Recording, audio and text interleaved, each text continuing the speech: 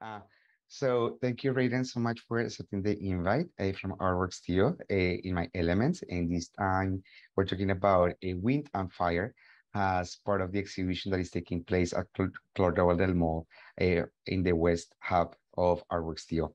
I'm holding this tobacco before I start, and I was telling you I'm holding this tobacco and thinking about a fire and also the correlation in between fire and wind and how the wind ignites the fire. And then I was thinking about the ring of fire. So we have the ring of fire of a mother who is giving birth of a woman.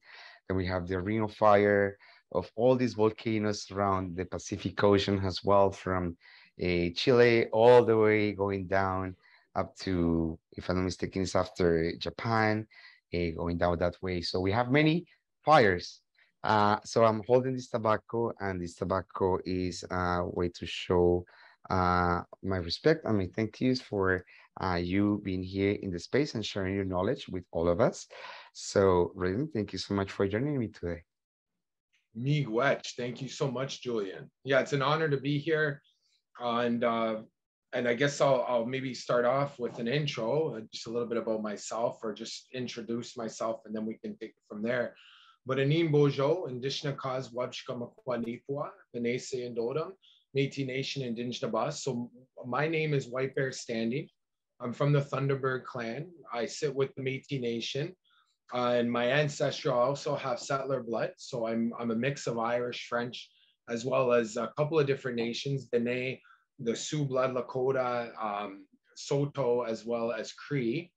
And yeah, it's such an honor to be here. And, miigwech for having me. And I can't wait to share about Ishkode, that fire.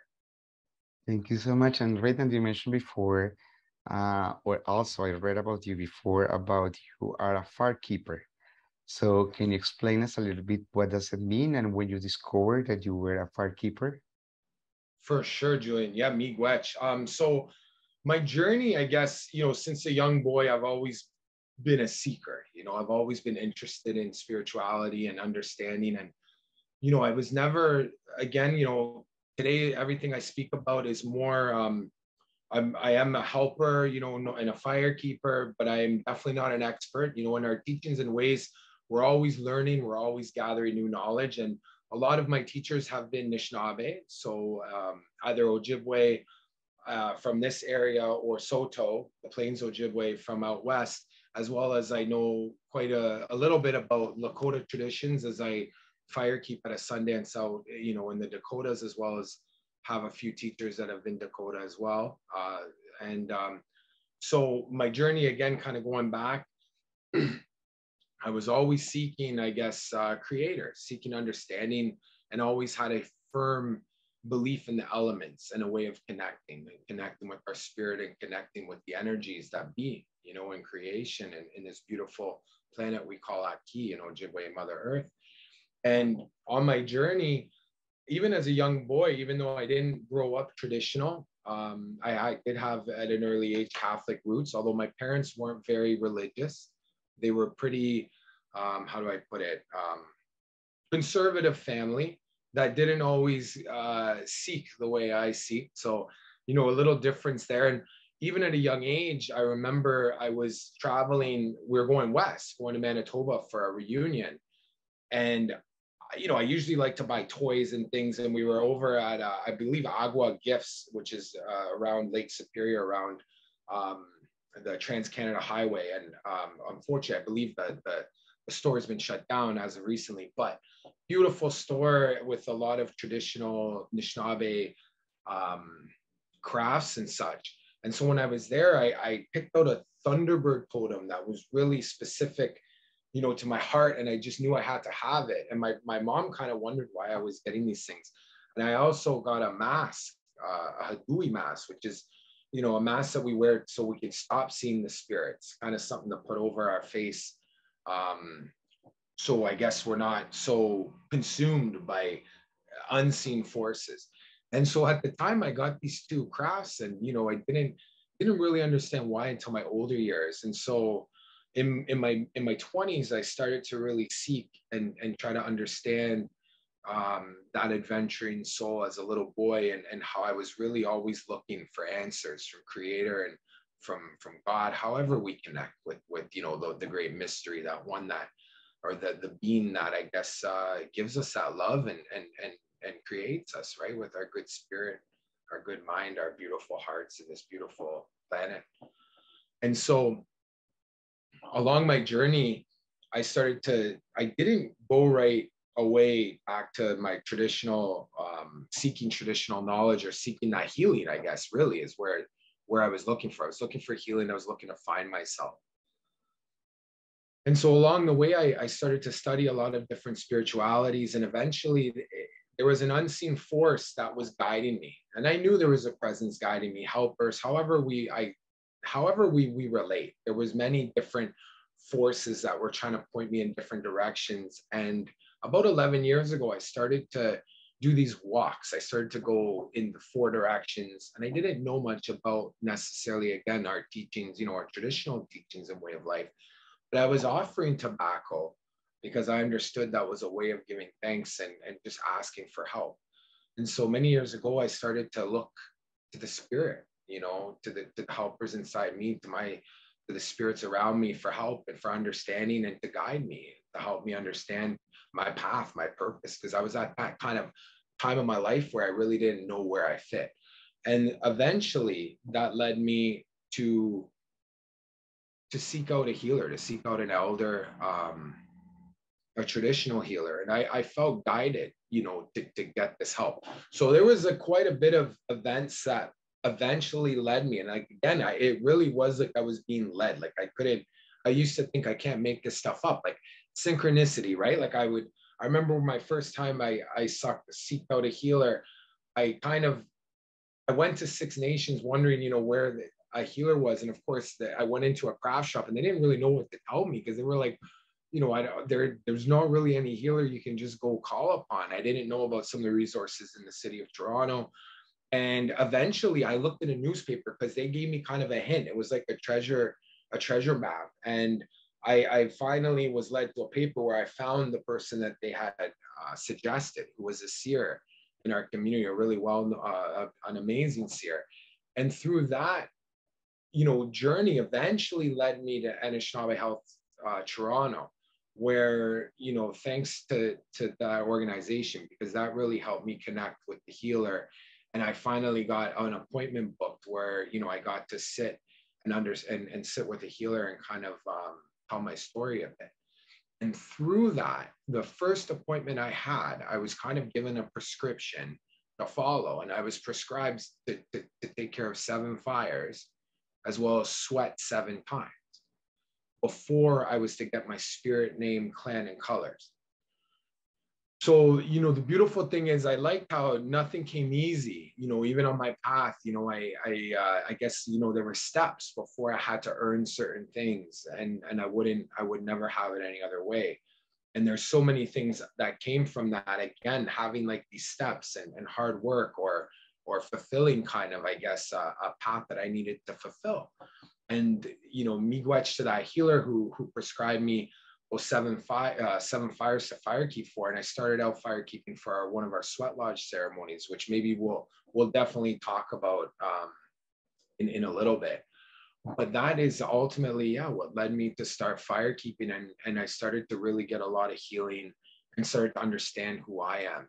And eventually after I did those, and I loved it, right? It was an honor. It's always an honor to be in ceremony or to be with community.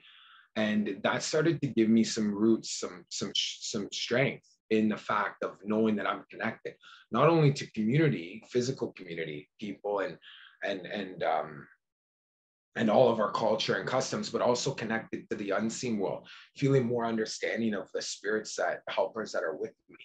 And ultimately, it led me to know that I was named Thunderbird Clan, which again, like, you know, you think about that Thunderbird totem as a little boy that I got, you know, that it started to all kind of just fall into line, you know? So, Raiden, 2 things. First, people might be wondering what the 7 fires are. So that will be the first question from a series of questions that just listening to you I've have, but what are the seven fires? Well, there is, and not to be confused, there is a seven fire prophecy within the Anishinaabe people, but to be accurate, that was just for me to take care of seven fires. So I had to tend seven fires before I got my spirit name.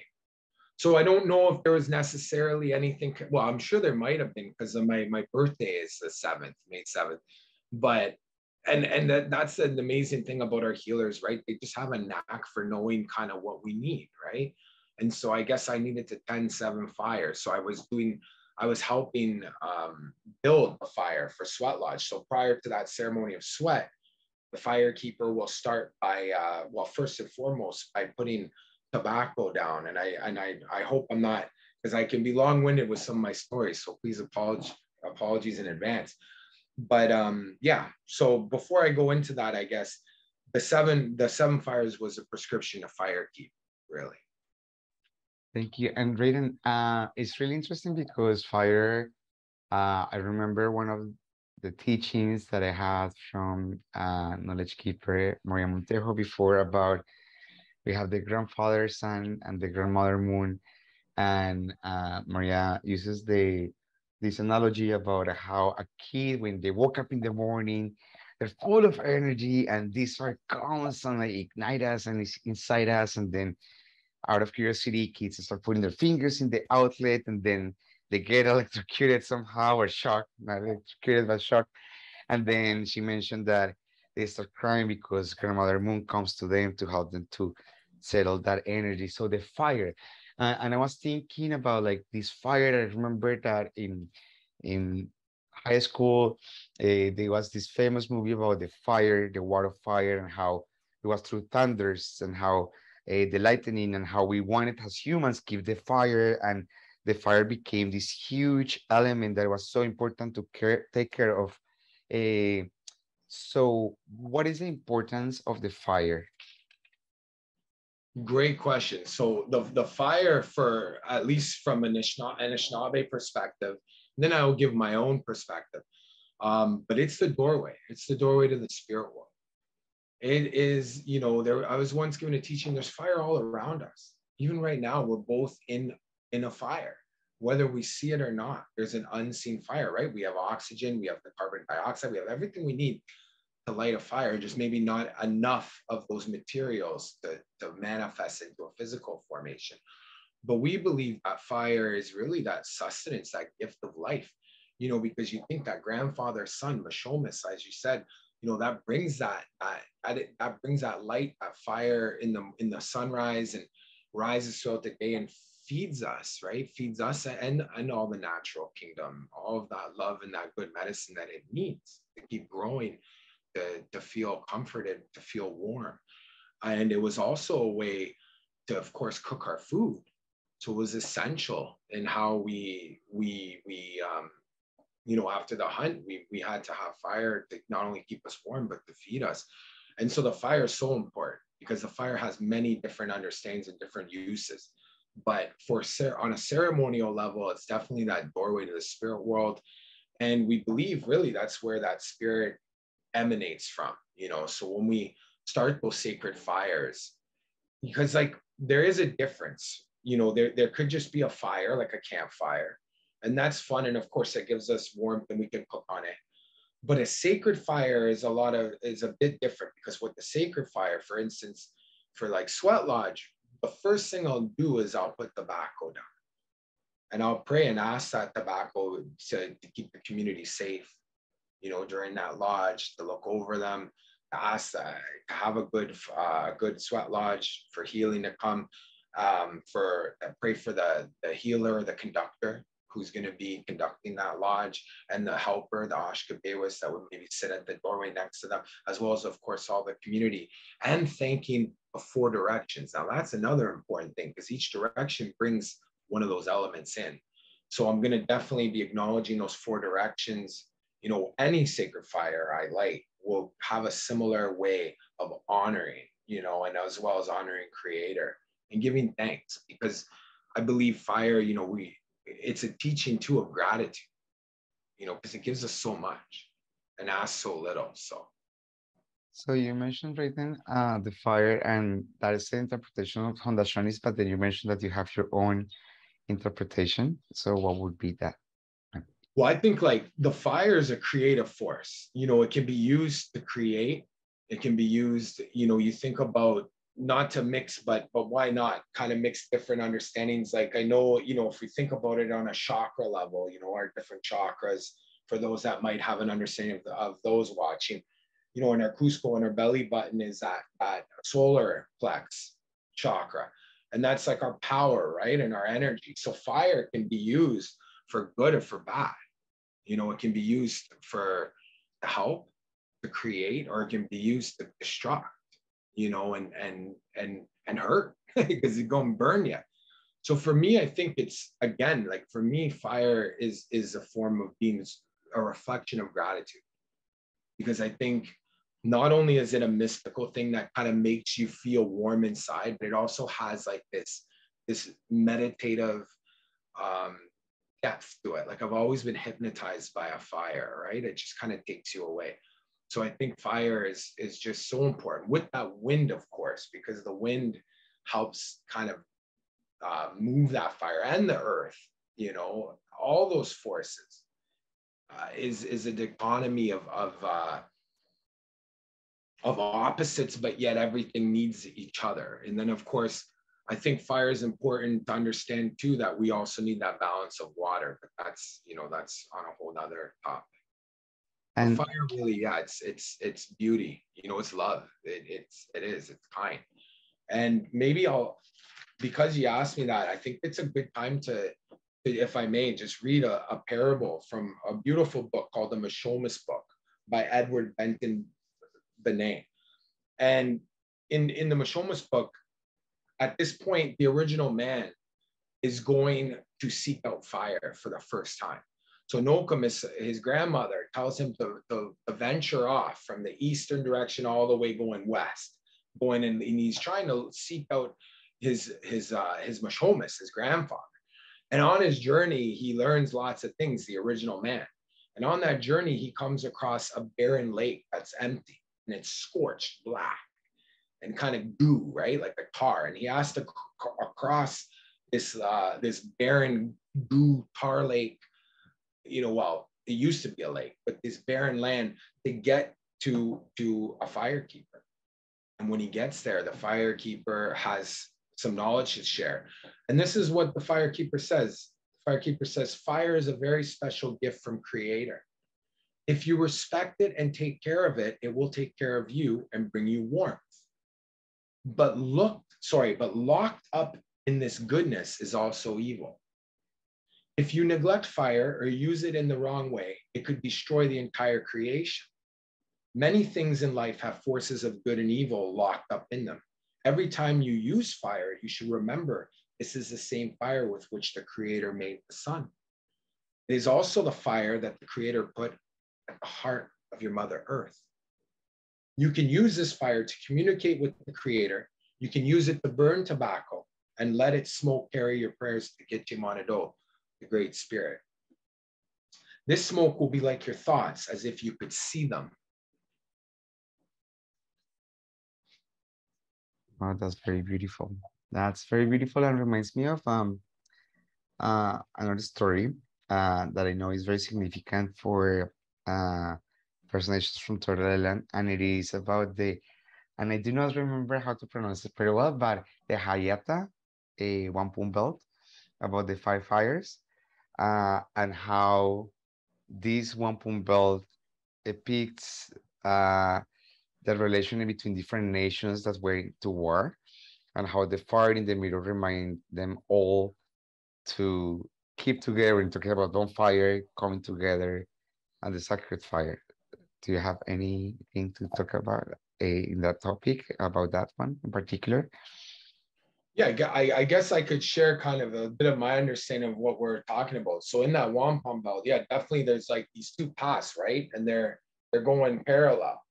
So although Oh, they don't, sorry. I'm so sorry. Raiden, I was talking about the Five Fire Confederacy, the Hayata belt. Okay, okay. So sorry, because I'm understanding the three fire confederates. Sorry, that one, the three, not the Okay. five. Sorry, the three. You got the numbers. Yes. Yeah. So well, I mean that's the Potawatomi, the Odawa, and the Ojibwe, right? And the common ground that they seek among each other's nations, right? And being very, I won't say similar, but similar in some way, shape, or form with the dialect and the different understanding of Anishinaabe-Moan or Anishinaabe-Beck, depending on the languages they spoke. So they came to a common understanding that, they were somewhat alike in some circumstances, and they shared that land and the Great Lakes. And I might not do this justice because I always declare like I haven't been giving teachings fully a full understanding of this, but I share, limited to my knowledge or to what I'm feeling. And that really is about, having the respect for each other and being able to share the space, share the land, and a fire is a place where everyone can gather and really, I guess, join each other's hearts, right? In spirit, but also in community. And it's a way of bringing people together. So even though they might have some differences or have different understandings of different customs or languages, different dialects, they still have things to share that are in common. And this is a very complex question, so please, if it's like it's too much, but it is about what do you think that as humanity, as human beings, we have forgotten about the fire? I think that when we live in these societies, westernized societies, we forget the first teachings and the basics of our route. I always talk about a GPS. If we know where we're going, well, just remember also where you're coming from. And what do you think as a society or as societies we have forgotten about the fire that is so important to keep in mind these days, especially when we have these um, a, migrations happening of people, of animals, and everything that is happening because of climate change as well? That's a great question. Well, there's a few things that come to my mind. And I can relate to this busyness, this forgetfulness, this at times, almost like hopelessness. And I say that because at times, right, with everything happening in the world and everything maybe happening with our families and our communities, and it can be frustrating. And, I truly believe there's a fire that burns within us, and maybe some have heard that analogy or that term that there's like a fire within you, right? And you got to feed your fire. And, in this day and age where we're looking on Facebook or, we're always on social media, and we're buying our food and it's already cooked, and like there's no connection anymore, right? There's a lack of connection to how we get to A, B, C, D. We might be at Z and we haven't even been a part of the A to the W, right? And so I think it's important for us to tend our fires, and for our listeners, I think it's important for you to figure out what fuels your fire. So for me, ceremony fuels my fire. Community fuels my fire. I wish that working out always fueled my fire. It does at times, but I make jokes. But, if that's what fuels your fire, what is it? I remember I used to swim a lot at one point. And of course, being a white bear, I didn't know my name yet, my spirit name. And I would go into a trance, I would just get lost in my laps and I would swim for an hour. And it was just like, it felt natural. And then when I got my spirit name, I realized, okay, no wonder I swam kind of like a bear. Like I really was like, really into it. And I didn't understand why until afterwards. I started to make the connection that was feeding my spirit when I did those swims, because that's something I need. And so I think first it's important for us to understand what fuels our fire. I think it's important for us to try to slow down, easier said than done. And as well as in the busy world, again, try and also understand the process of how things are being made. And I really would love to do this to hunt more and not go from like skinning the meal all the way to cooking and enjoying it, and all the way to honoring maybe that the animal parts, right? Because, you know, we try not to waste anything, you know, including the furs and things of that nature.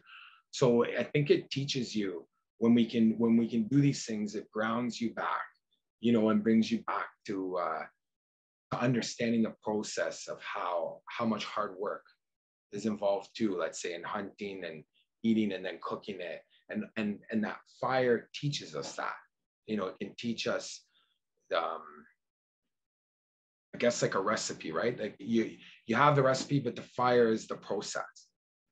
So it's easy to forget and lose sight of some of the important things, like how sacred and beautiful fire is and how precious it is for us.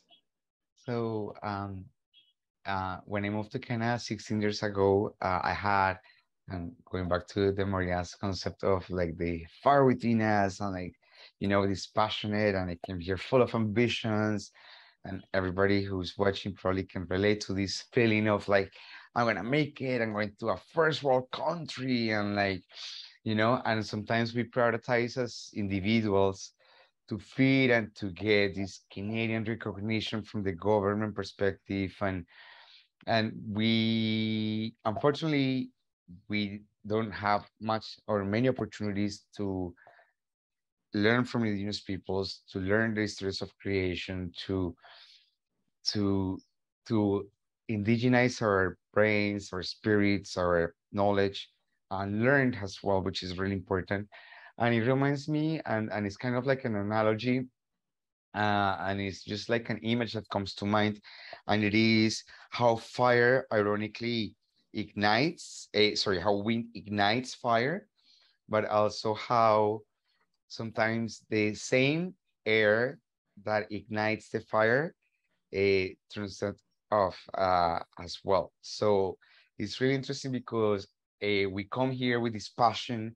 We made it. We came to Canada. You know, I came to Toronto. I'm here. I'm gonna make it. And then, because of bureaucracy, because of processes, because of the baby steps of the country and the way things are, that fire sometimes can become very, very small. And unfortunately, some people have a struggle with mental health issues because of this. And sometimes, unfortunately, some of them have turned this fire fully off from themselves, you know. So how to understand, or how to live with this understanding that yes, the oxygen and the wind ignites fire, but at the same time we have to be careful about and mindful about how we let this wind or oxygen come to turn off our fire or just to ignite it more. Well, I think, you know, and I think the most important thing is taking things day by day, right? Kind of relying on your community, relying on your family. And if maybe you're alone, finding community, finding family, because, you know, you think about it, like a fire needs wood, needs things to feed it, right? And so I look at that analogy as like, or like the way where I'm going with this, and I'm sorry for those that might not know. I'm going to try and use, you know, some English language that hopefully for those that might not understand me, I'm sorry. And I'll try to speak slower as well, because I can be fast, like lightning at times.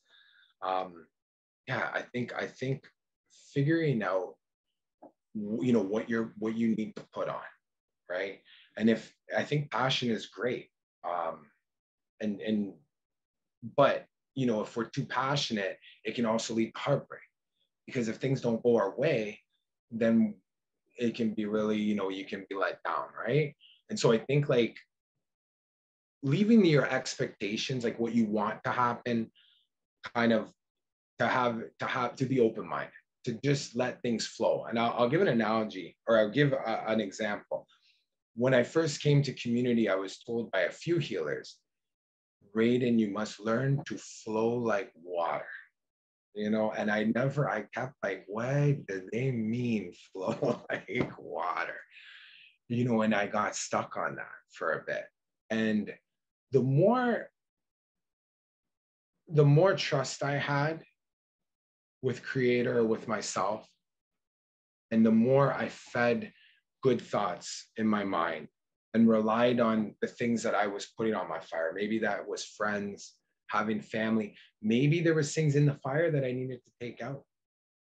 You know, it was important for me to start recognizing or to understand what I needed and what I didn't need. So for those that might feel a little frustrated or, you know, feeling overwhelmed or not feeling like their fire is dimming, then take some time for yourself to remember first that you always have that fire. It's always burning.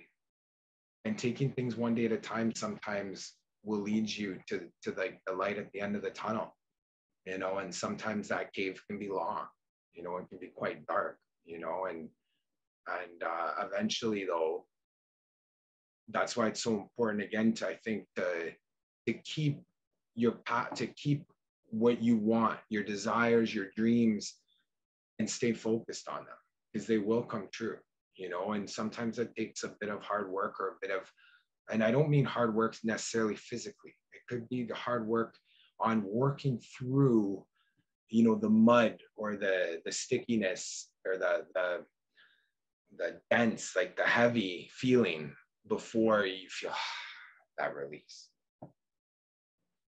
So some people are, thank you for sharing, Raven. And so some people, especially during this time of the year that is super hot in many places, unfortunately, sometimes we as humans are responsible for the fires that happen around the world, in California, in many places around the country. We saw that happen right beside BC last year, the year before as well. Uh, but also, I have learned through the teachings that I have received from the people that I have engaged with, indigenous people that I have engaged in from Turtle Island, is about how important fire also is for the land. So would you like to talk about a little bit more about that? Yeah, definitely. I think, well, it's important for the land because in past we would, and to the present to this day at certain parts of Turtle Island, but not only Turtle Island, all across the world, many indigenous places do these things, and they'll start a brush fire, you know, and through that brush fire, and again, I'm not an expert in starting brush fires and cleaning the land, but I can speak a bit about it. That respect for the old, the dead, the denseness, because when it's all dried up, it's hard for things to grow and for the light sometimes to get through. So by burning that brush, it allows new earth, you know, in the soil to ferment and new things to bloom. So sometimes, you know, I guess, you know, it's similar to we have to burn away some of the things that aren't feeding ourselves, just like the land. We have to burn away some of the old to bring in the new land and to feed it and to take care of it. And those fires were done in a particular way where, you know, it would be, they would, the people would know that it wouldn't get out of control. You know, they would only burn at a slow burn and they would watch and make sure that they knew the area where they were going to set the fire to, that it wouldn't lead, you know, to a big forest fire. And some of the reasons why I believe we have some very serious forest fires is because there's a lack of tending to those brushes in the land, which then you have, you know, a huge out of control area that, you know, it's just waiting to become new life. It hasn't been tended to, you know, which again just shows the importance of tending to our land, tending to our, you know, respecting the land and making sure that we take care of it, you know, and making sure that these old traditional ways are respected, they're needed, you know. So Raiden, so you were talking about the fire has the gate to the spirit world, but also while you're talking, I can also perceive this element as an element of healing, a healing element, an element of forgiveness. I don't know if maybe I'm mistaken, but when you mention like starting again, letting the past kind of in the past, but healing. Um, in these new conversations that I just want to bring this topic that I know is very complex about the relationships in between indigenous peoples and the government of Canada. Um, Something that I have always really admired is how indigenous peoples, but they just by doing something extremely important, which is the smudging ceremony. You have been always carrying this resiliency with you and these elements all together, and combining the shell from the water, the plants, the tobacco from the earth, and the wind and the fire coming together into this. Um, what how has as newcomers, as immigrants, um, that maybe are not fully aware of the relationships between the government of Canada and First Nations. Uh, this fire that I was telling you before that it can perceive also has a healer. How is helping the new generations of indigenous peoples from Turtle Island to deal with this whole situation that continues happening? And you took me back to also when you were talking about the seven fires. uh, Alan, another timekeeper, knowledge keeper I met, he talked about how there is a responsibility to take care of the seven generations trauma as well, like the seven generations that this responsibility to take care of the seven generations. So what is this new fire doing in new indigenous peoples? Hmm. So, well, as we talk, speaking of the smudge, you brought up a few things. So I'm gonna hopefully answer many of your questions, but we're gonna talk a bit about the smudge right now because I got kind of one prepared, and then I'm gonna talk, and then I'll answer the question, Julian, about Sure. um, I guess moving forward and seven generations forward, how we can move in a good way and what that means in the best way I could speak upon how I see it. But Correct. again, many different peoples have different perceptions. So for those folks, if we haven't smudged, this is a way of let me as I talk like I'm not even. Traditionally, we use a match, but a lot of my teachers have always said, well, they would use the lighter if they had it in the old days because it was easy way. But it's good to we use a match because it's still kind of keeping that relationship of the wood to our medicines. So this is smudge, and this is sage, and that is in our western doorway, sits in our west. And there is no right or wrong way to smudge.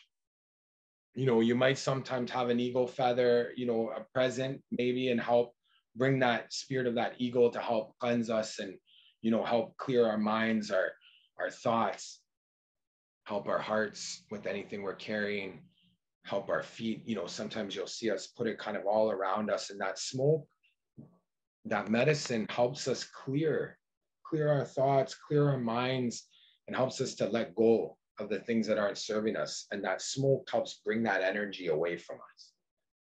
And another teaching I'll give is we never blow onto our medicine, at least how I've been taught. Again, I respect many different understandings. And just so everyone knows that are watching, there's many different understandings. So again, I share some of the things I know, but you might hear different understandings from other indigenous peoples from Turtle Island, okay?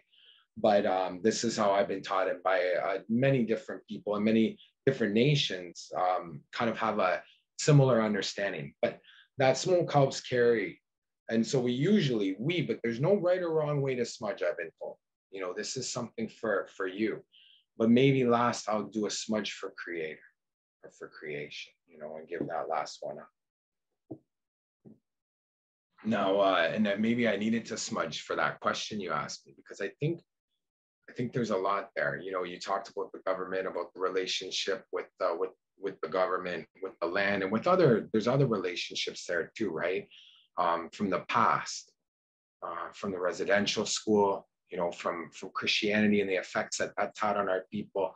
Even from the hospital, there was Indian hospitals from the 60s scoop. There's a lot of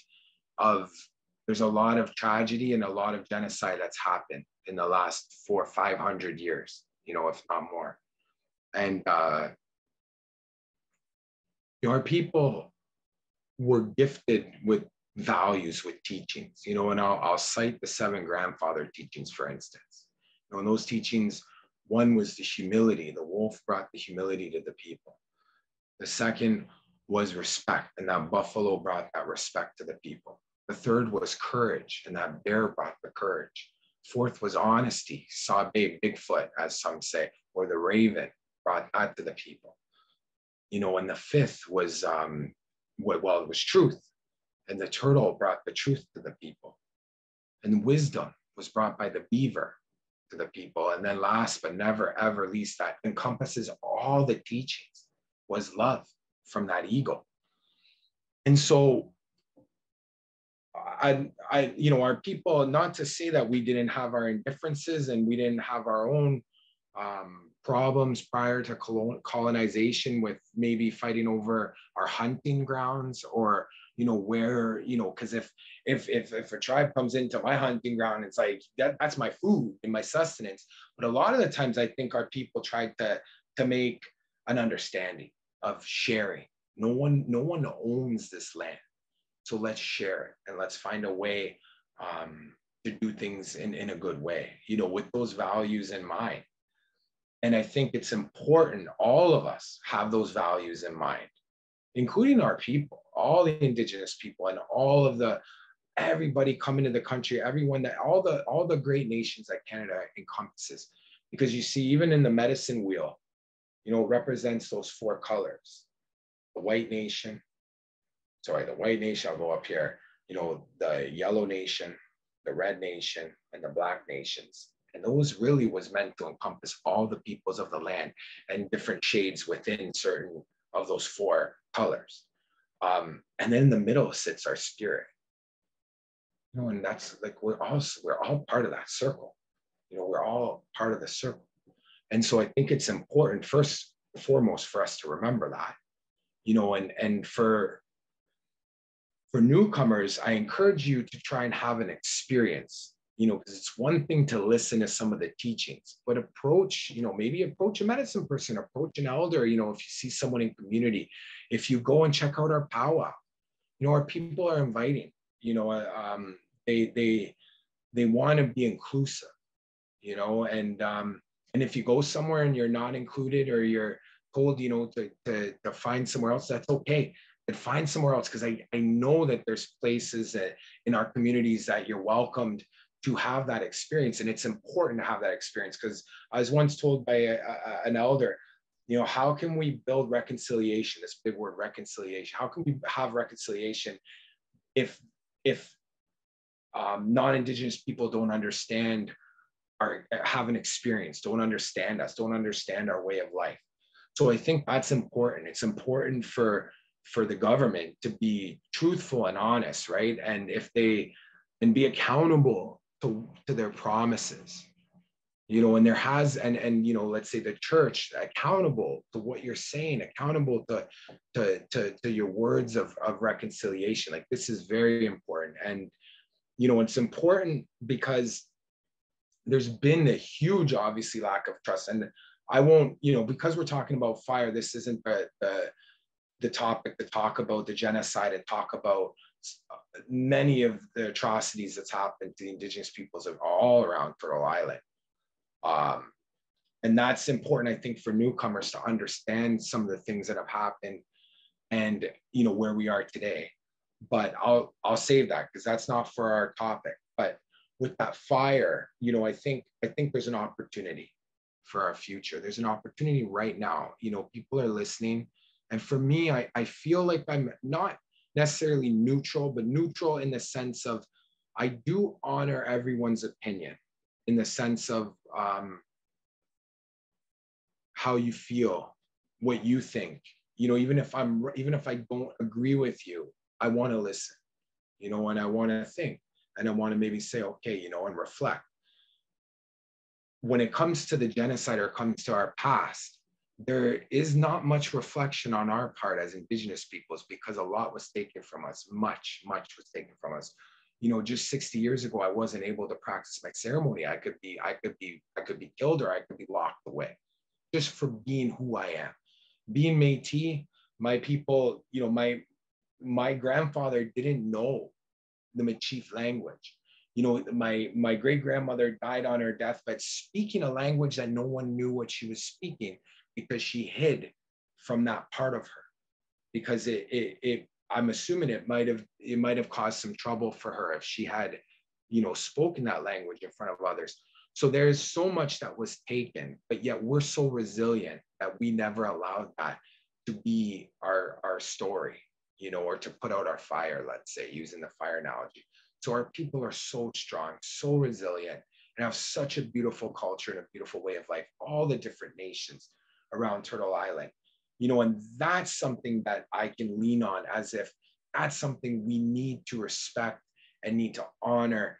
And, you know, the Indigenous peoples of Turtle Island have so much to give and so much knowledge to help heal, you know, these lands, and help our newcomers, you know, with, you know, joining hands on, you know, finding a new way. I think it's a bigger term we're thinking about, like finding a new way we live upon Mother Earth, Aki, in a peaceful way. Because I truly believe our peoples were so peaceful, and through so much tragedy, something maybe really good could come.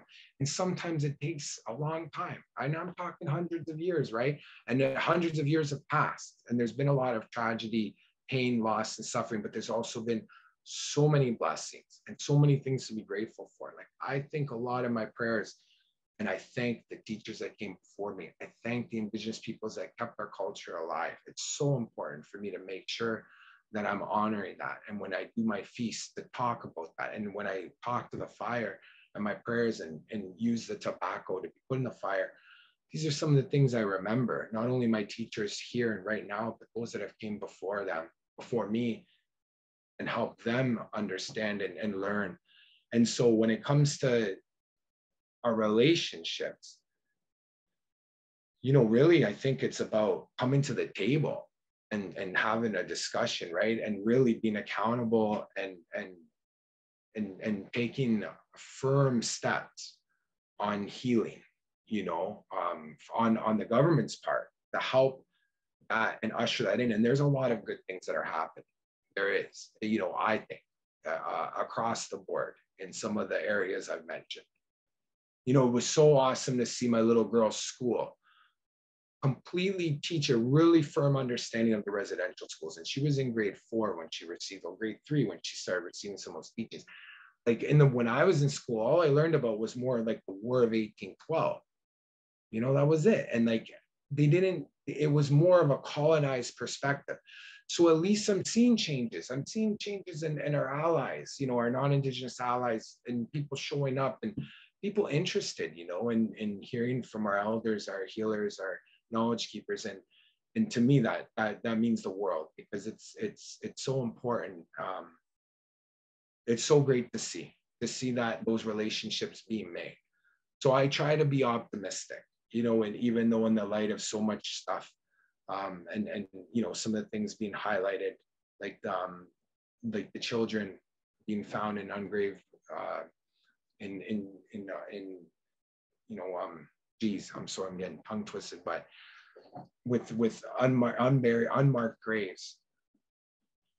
And I get a little emotional when I even think about it, you know, and that's why today with that fire, you know, I wanted to wear this orange shirt in representation of those children, you know, that are still being found. And so that's what I want to see. I want to see that truth come out. I want to see, for me, reconciliation. You know, I want to see all that truth come out. But with that truth, for those that are coming here and coming to Canada, you know, that doesn't mean that, again, doesn't mean that our peoples are sad, hurt people. Like, we're not. We have our own understanding of customs, culture, and way of healing. And, you know, for me, I'm so proud of that. You know, so like, again, the message I'm saying about, at least from my perspective, the Indigenous peoples are super resilient people and beautiful, beautiful people. And yeah, it doesn't, even though there's a lot of heaviness around, and there is a lot of things within our own people with health disparities. Like we have with any other racial ethnic group, the indigenous peoples of Turtle Island have the most, you know, health problems out of any other ethnicity. We are the youngest rate of deaths. Our average death rate is much lower than any other racial ethnicity. We also have the most incarcerated out of any other racial ethnicity in certain provinces in certain places in Canada. So this is something to be aware of, right? And that stemmed a lot from that trauma, from colonization, and from what tried to be taken. Brilliant. Thank you so much. As you mentioned, yes, it's a very complex topic. If we just focus on the other side of residential schools and the behavior of the Canadian government and the denial since 2019 when the reconciliation, the national inquiry came out in 2019 with this report. Interesting enough, a week before National Indigenous Day, during the Indigenous month, and the government how denying this genocide that has happened as well. I was working on a project recently, and it was really interesting because I was asking myself like why to do a project on the subway line, and it was really interesting because, and it just came to my mind, but it was kind of like the subway remind me of a side right beside Bathurst and Fort York, where they were digging a hole and they found a chip and they found many artifacts as well from indigenous peoples. And it's really interesting because I think that, and this is just a personal opinion that I just wanted to share and hear from you, and it's how society is digging.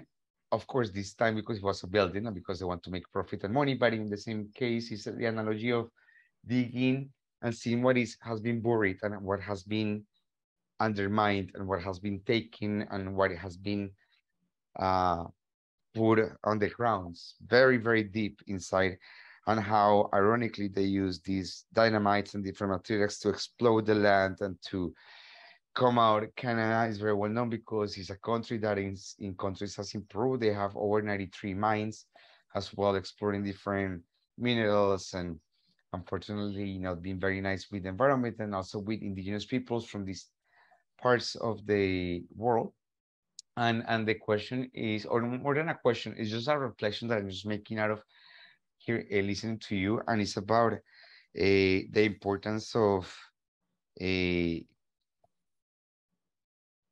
it back to who we really are as an essence, and understanding and taking that light, that fire, as an element that can help us to guide a dark path, a dark road, stage of our lives as well, and how that light and how that fire can ignite us and can help us to remember who we are. Because, as I mentioned from the beginning, in the woman's body, they talk about the ring of fire and how pretty much it's like that tiger or like lion crossing this hula hoop with fire, and they just cross it. It's kind of like we as human, we just cross this ring of fire to come to this world. So I just wanted to share that reflection, and I wanted to thank you because I know that this month or like days have been very complex for indigenous peoples, especially because of the visit of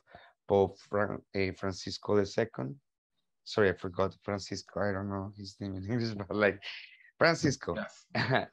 And what has happened and how it has moved many feelings within the community, but also understanding that it's good that at least people can move these feelings and they're awakened. These feelings are awakened, they're not put asleep. And as usual, and as you mentioned before, I have learned so much from all of you, and I really want to thank you because unfortunately I didn't have the opportunity back home in Colombia to learn much from indigenous peoples from back home. But having the opportunity to connect with indigenous peoples in Turtle Island have changed my mind and have changed my way of thinking, living, experiencing, and also trying to always keep in mind all these beautiful teachings like the Thanksgiving address and how grateful you are with nature and how appreciate you are with the sunset, the sunrise, the birds, the rocks, the minerals, the water. And I just want to thank you because you just took me into a whole uh, journey and took me on a trip of ideas and concepts and things that I continue trying to decolonize because I have to acknowledge I have light skin. I am from Colombia. We're very mixed as well. But I was born and raised, well, I was born myself and then they just happened to make me Catholic, but you are born with these concepts and then education comes from a the Prussian education system. So everything is one way and the notion of time and the notion of things need to happen this way is totally different than indigenous people. So uh, it's really important for the audience who's listening is also to understand that there is an opportunity for us to learn from indigenous peoples. It's not like they are so far away from us. I can confess at the beginning I was very afraid of having these conversations because I had no idea, and that's the first conversation that I had, and that's why actually Maria Montejo took me on this journey because she said you are humble because you say it like you know you want to learn, and sometimes it's about to keeping that grandfather teaching as well and the grandmother teaching of like I don't know everything. I'm just here to learn and to unlearn because there are many things that we have to learn. It's pretty much like when you have a fish and you have the knife and then you're taking all the scalps out of it. It's Mhm. pretty much the same thing, kind of unlearning because there are many things that we have learned even worse when you were talking about the solar plexum, the chakras. I love the chakras. I'm very like spiritual in that way, and it's like how emotions come from you and how we have to continue and learn and learn and learning. And there's a whole journey for all of us to continue learning from all of you.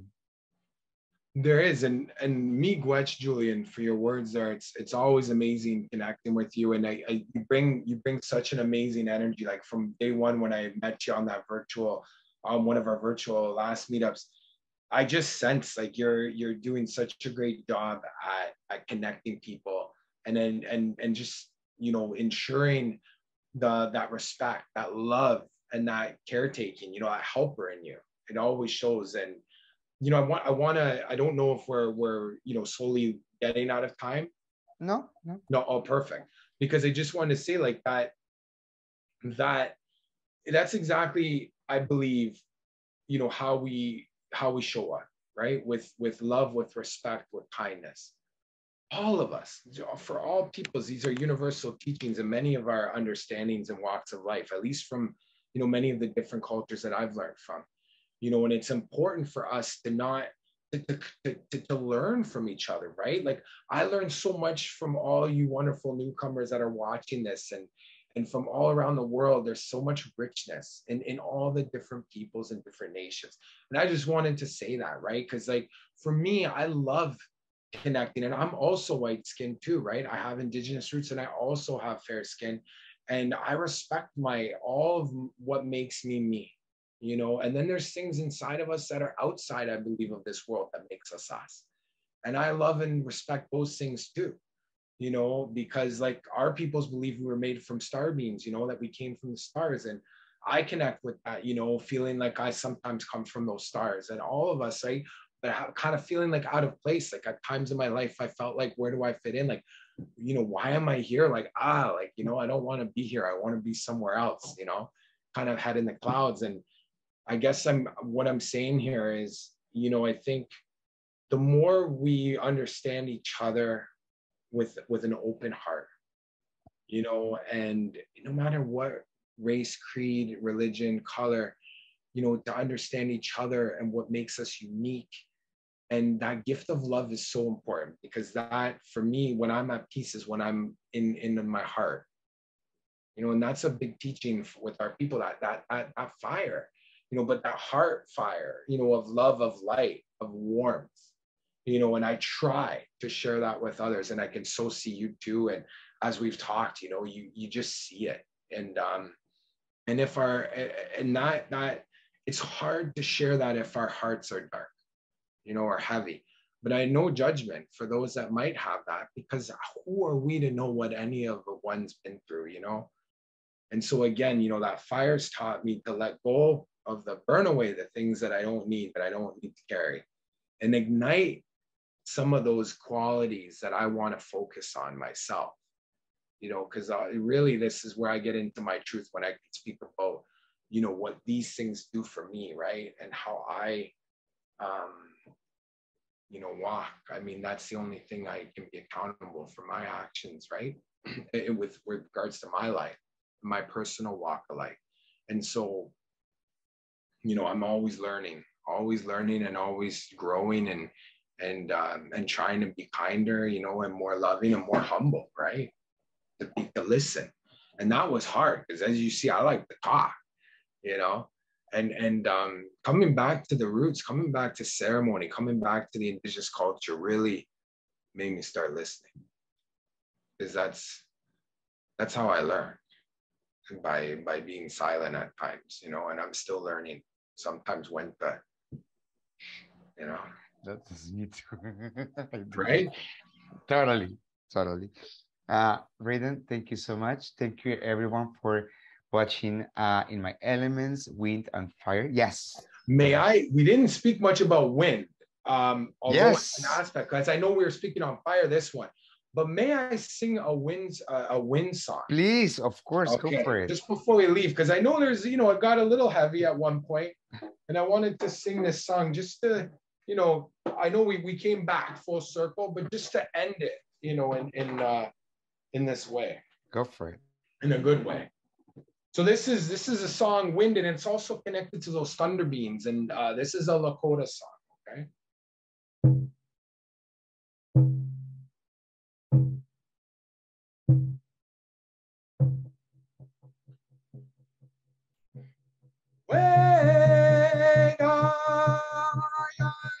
Yahweh, do yo ho, wait,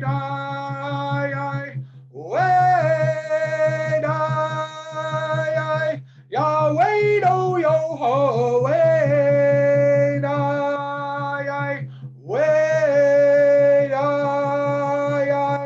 Yahweh, do yo ho, wait,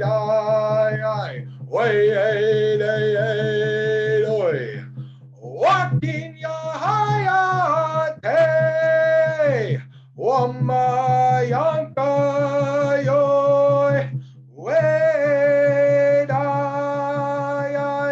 Yahweh, do yo ho, wait,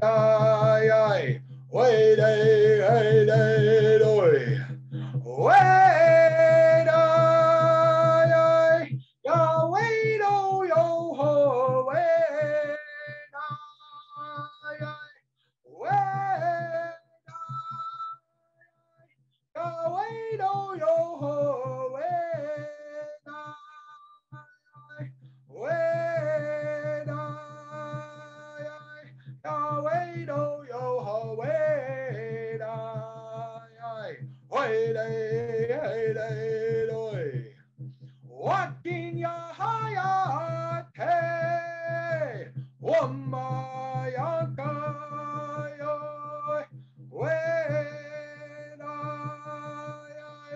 Yahweh, do yo ho, wait,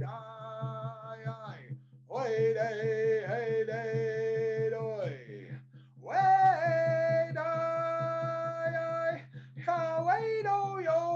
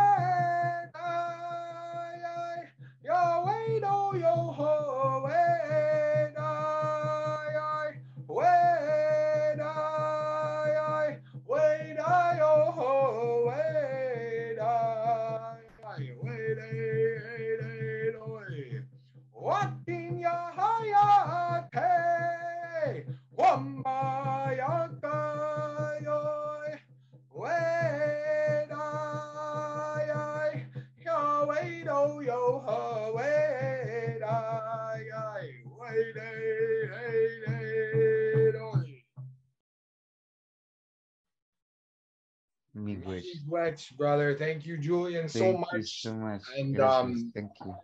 that song, you know, our songs have a way of, you know, moving things or calling things in. So I hope that, you know, finds you all in a great way. And I wish you all, you know, all the best, Miigwech, for having me, Julian. I wish you beautiful miracles on your path. And I really hope to see you soon. And one day have you in Sweat Lodge and come to a ceremony. And I'm looking forward to it. We're gonna connect again soon. Thank you so much.